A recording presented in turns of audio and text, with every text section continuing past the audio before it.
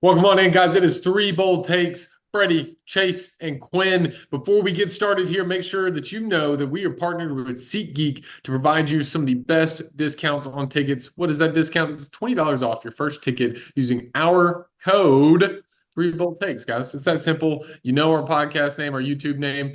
Now all you got to do is put that in when you use SeatGeek and you get $20 off. Remember, Three Bold Takes, guys. We have another prediction for you. We've been in a tight neck race all season long, as I've mentioned in another video. And we got one of the best games all weekend right here, guys. We got the Big Orange in Syracuse going all the way out to Las Vegas to play the Running Rebels in UNLV. Wait, I think that might be their basketball team. Anyway, it stands the Running Rebels on Friday, guys. It's not a Saturday game. It's a Friday night game. So if you have a significant other, if you have whoever, tell them you have plans because you're watching this game after watching this YouTube video because you're going to come back and tell us what you think because this game's at 8 p.m. on Friday night. It's a 4.5-point favorite for the Rebels. And then as well, it's an over under 57.5. UNLV looks like they have nearly an 80% chance to win. Freddie, talk to us about these two teams, Syracuse, UNLV. Listen, the orange, which by the way is just the dumbest nickname and mascot in all of college football. That and the tree over at Stanford are two of the worst. But that's beside the point. I'm going UNLV, guys. Look, like we could be in the making of watching the Group of Five representative here early on, and that's why we wanted to do this game, shed some light on the Group of Five, considering that they're going to make the playoffs this year more than likely. Again, misconception: they're not guaranteed a playoff spot. They're Oh, not. So just oh, keep that in mind. So UNLV is going to win this game, in my opinion, or at least they're not guaranteed a bye. We'll just say that. UNLV is going to win this game, 4.5 points. I think they cover the spread. Honestly, they're the home team. This is a long way to go for Syracuse, right? Like, now obviously we know what's going on with UNLV and their quarterback situation. However, that didn't affect them last week, right? Like they played extremely well last week. So I look at them to keep rolling this week against Syracuse. So give me UNLV to win and to cover the spread. Yeah, Freddie, I'm glad you pointed that out. They're going through a lot of turmoil with the NIL stuff with Sluka, but it didn't affect them at all in a major conference game. They came out and dominated on Saturday, and now they're getting a home game on a Friday night against the Syracuse team that frankly isn't that good. I mean, I watched them get beat by Stanford at home. Stanford came across the country and beat you in your own stadium, and now you're got to go the opposite way playing a UNLV team, which Syracuse isn't often viewed as this like we need to beat you game. Usually, Syracuse is coming into a game and they're being completely and totally disregarded by whatever ACC team is about to play them. That won't be the case for UNLV. You're looking to add up your second P4 victory already in this season, plus massive conference wins with Boise State on the horizon. And it's like you said, Freddie, the G5 spot's on the line. And UNLV is right now, in my mind, the front runner. Them or Boise State, depending on how you feel about that, which it won't matter. They're going to play each other and settle that on the field. They're the front runners right now for the G5 auto bid.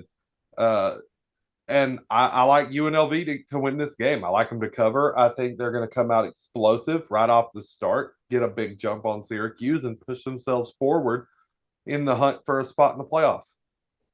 yeah, this game was actually it's for this level of matchup. I think it's a pretty even game. It's pretty tough to choose, honestly, even if the ESPN Finder gives UNLV a better percentage to win. You got to. I kind of liked wanting to talk about Syracuse a little more, but you got to remember who transferred there in the offseason. Kyle McCord from Ohio State, former starting a Big Ten quarterback, transfer there. He's been the highlight and the talk of Syracuse all offseason, and he's performed pretty well, honestly. Besides the Stanford game, only threw 2 touchdowns compared to every other game he's had 4 or more. And then as well, he's averaging over 45 passes a game. Now, if I'm Syracuse, do I look and say, you know what, I trust Kyle McCord to throw 45 plus passes a game? I do not. But it seems to be working out for him so far, and he's got Syracuse to one of their better starts in football recent memory. So you got to remember that. And then UNLV, how does their backup quarterback, or now they're starting quarterback continue this? Is he? It's Haj Williams, I believe. I think that's his name. I'm kind of lost on it a little bit.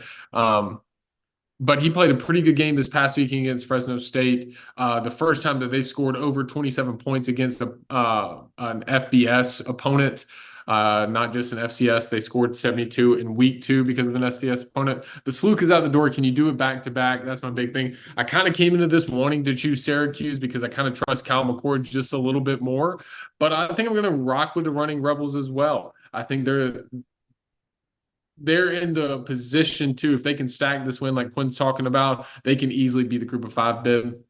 Houston, Kentucky, or not Kentucky, Kansas, my apologies, and Fresno State already wins or notable wins for UNLV. They've got a lot in front of them, and they can only keep building with all this national attention. I think they're only motivated to be a better team each and every week. I'm going to go UNLV as well in this game over Kyle McCord and Syracuse. Let me ask you this real quick. Do you think with another P4 win over Syracuse, do they build a buffer for themselves where they could afford to lose to Boise and then maybe win the Mountain West later and If they still win still be the G5 rep? That's what I was gonna say. Like obviously, if you don't win your conference, you're out of contention. Yeah. But let's say they drop the Boise game in 2 weeks, but they win this Syracuse game, and then they end up winning the conference in the end. Well, I think that they can still win the conference in the end, right? And I think if they lose the game to Boise State, that's tough. But another big proponent is both of these teams have Oregon State on their schedule. So that's another big one, that UNLV and Boise State. Does UNLV win that? Do they both win that game? If so, the point, that different thing.